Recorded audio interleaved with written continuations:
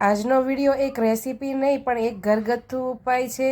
અત્યારે શિયાળો ચાલે છે એટલે બધાને ગળામાં કે પછી શરદી કફ ઉધરસ બધું જ થાય છે।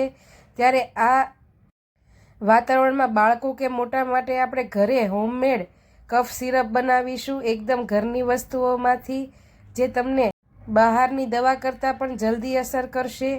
અહીં મેં દેશી નાગરવેલના પાન લીધા છે, જે આપણે મુખવાસમાં વાપરીએ છીએ તે જ પાન, જે સ્વાદમાં થોડા તીખા વધારે હોય છે, એટલે દેશી પાન લેવાના। આ પાનને પહેલાં તો આપણે સરસ એવા ચોખ્ખા પાણીએ ધોઈ લેવાના છે। આપણે અહીં તેનો દવામાં ઉપયોગ કરીએ છીએ એટલે પહેલાં ધોઈને સરસ એવા ચોખ્ખા કરી કોટનના કપડા ઉપર મૂકીને આપણે તેને બરાબર સાફ કરી લઈશું। નાગરવેલના પાન બાળકો માટે પણ ખૂબ જ ઉપયોગી છે। જ્યારે કફ કે ઉધરસ હોય ત્યારે તેને શેકીને અને વેલણથી વણીને તમે છાતી ઉપર કપડું રાખીને સાંજે સૂતી વખતે મૂકશો તો રાત્રે તેને કફમાં રાહત રહેશે। લગભગ આ ઉપાય બધા જ કરે છે। નાગરવેલના પાનને આપણે કોટનના કપડાથી લૂછીને એકદમ ચોખ્ખા કરી લઈશું। પછી એક પ્લેટમાં રાખીને બંને બાજુ થોડું થોડું ઘી લગાવીશું આપણે।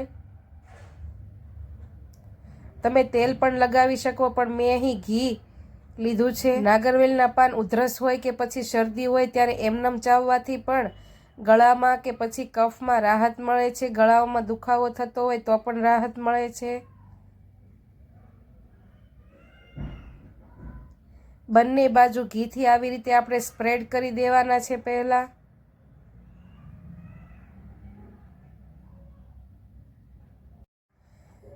આ ઉપચાર તમે અઠવાડિયામાં 2 વાર શિયાળામાં એમનેમ પણ કરશો તો પણ તમને શરદી કે કફમાં રાહત મળશે। અને જો શરદી કફ કે ઉધરસ હોય તો રોજ રાત્રે સૂતી વખતે 1 ચમચી 8 દિવસ સુધી લેશો તો દવા લેવાની પણ જરૂર નહીં પડે। હવે મીડિયમ ગેસની ફ્લેમ ઉપર લોખંડની તવી મૂકીશું અને ગેસની ફ્લેમ એકદમ લો કરી દેશું અને જે પાન આપણે સાફ કરી લીધા છે તેને લોઢી ઉપર પાથરી દઈશું અને અડધી ચમચી જેટલા અજમાને હાથથી મસળીને તેમાં મૂકી દઈશું સાથે। અને પછી બંને બાજુ પાનને પલટાવતા જઈને સરસ એવા શેકી લેવાના છે। થોડા એવા ક્રિસ્પી થઈ જાય ત્યાં સુધી શેકવાના છે, એટલે આવી રીતે સતત પલટાવતા રહીશું જેથી પાન બળી ન જાય, તેનો ફ્લેવર એમનેમ રહે ને તેના ગુણ પણ જળવાઈ રહે। એટલે આવી રીતે આપણે સતત ફેરવતા રહીને પાનને શેકવાના છે। વચ્ચે વચ્ચે અજમાને પણ આપણે આવી રીતે મિક્સ કરતા જઈશું।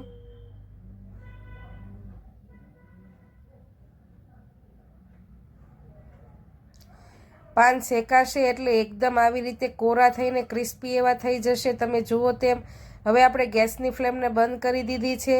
પાન સરસ રીતે શેકાઈ ગયા છે અને હવે તેને આપણે થોડા એવા ઠંડા પડવા દઈશું। ખાયણીમાં ઠંડા પડી જાય એટલે હાથથી આવી રીતે તેનો ચૂરો કરીને આપણે તેમાં એડ કરીશું। અજમા પણ સાથે જ લઈ લેવાના છે અને હવે દસ્તાથી તેને એકદમ ક્રશ કરવાના છે। થોડા એવા ક્રશ થવા લાગે એટલે હવે તેમાં આપણે અડધી ચમચી જેટલો હળદર પાવડર ઉમેરીશું। હળદર શરદી કફ ને ઉધરસમાં રામબાણ ઈલાજ છે, એટલે હળદર જરૂરથી એડ કરવી અને ફરી પાછું એકદમ મેશ કરીને આપણે ખાંડી લેવાનું છે બધું જ, જેથી હળદર પાન અને અજમા સાથે સરસ એવી મિક્સ થઈ જાય। આવી રીતે સરસ મિક્સ થઈને આપણું મિશ્રણ તૈયાર થાય એટલે આવી રીતે વાટી લઈશું અને પછી તેમાં આપણે 1 ચમચી જેટલો લીંબુનો રસ એડ કરીશું અને તેને ચમચીથી બરાબર મિક્સ કરી દેશું આ મિશ્રણમાં। તમે જુઓ તેમ એક ઘટ મિશ્રણ તૈયાર થયું છે। વાટકીમાં ગળણી મૂકીને આ મિશ્રણને આપણે એકદમ દબાવીને ગળી લેવાનું છે। લગભગ 1 થી 1.5 ચમચી જેટલું મિશ્રણ તૈયાર થશે। આવી રીતે ચમચીથી દબાવીને બધું જ મિશ્રણ આપણે વાટકીમાં લઈ લઈશું। નાના બાળકોને મોટાને ગમે તેને શરદી કે ઉધરસ હોય ત્યારે આ કફ સિરપ ઘરે બનાવીને જરૂરથી ટ્રાય કરજો, કફમાં રાહત મળશે। અને ચેનલ ઉપર નવા હો, મારી રેસીપી જોતા હો અને વિડીયો ગમતી હોય તો ચેનલ સબસ્ક્રાઈબ કરી લેજો, બેલ આઇકન જરૂરથી દબાવજો જેથી તમને મારી આવી વિન્ટર રેસીપીના નોટિફિકેશન મળતા રહે। તો ચાલો આવતીકાલે ફરી મળીશું નવી રેસીપી સાથે। આવજો, જય શ્રી કૃષ્ણ।